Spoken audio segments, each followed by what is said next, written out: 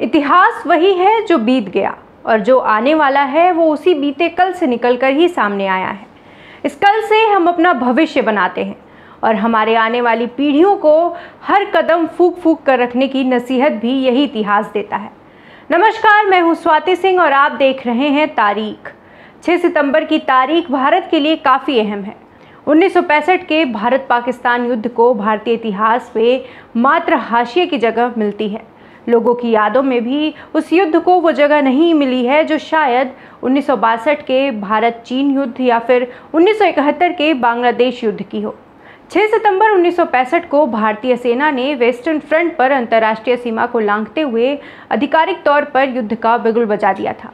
इस दिन को पाकिस्तान में डिफेंस ऑफ पाकिस्तान डे मनाया जाता है और इस अवसर पर जीत का जुलूस भी निकाला जाता है। हालांकि भारत का मानना है कि इस युद्ध में जीत भारत की हुई थी।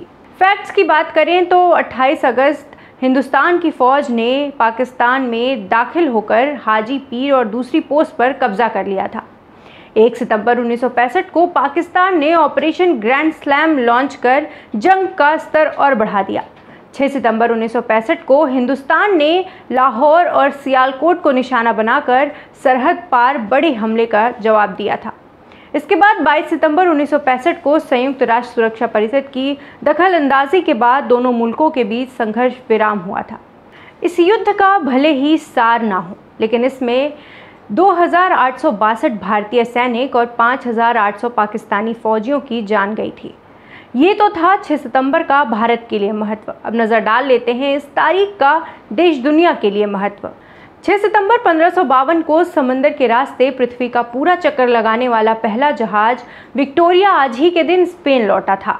6 सितंबर 1924 को इटली के तानाशाह बेनितो मुसोलिनी की हत्या का प्रयास विफल रहा। 6 सितंबर 1958 को अमेरिका ने अटलांटिक सागर में परमाणु परीक्षण किया। 6 सितंबर को रूस के सबसे बड़े शहर को कभी सेंट पीटर्सबर्ग, कभी पेट्रोग्राद तो कभी लेनिनग्राद नाम से जाना जाता रहा। इस शहर को अपना पुराना नाम इसी तारीख को वापस मिला था। 6 सितंबर को एक हफ्ते तक अभूतपूर्व शोक मनाने के बाद वेल्स की राजकुमारी डायना को ब्रिटेन और दुनिया ने अंतिम विदाई दी थी। ये तो था 6 सितंबर का इतिहास। 7 सितंबर का इतिहास जानने के लिए हमारे चैनल सनराइज न्यूज़ पर लगातार बने रहें। कल फिर मिलेंगे एक नई तारीख और नई घटनाओं के साथ। तब तक रखिए अपना ध्यान। शुक्रिया।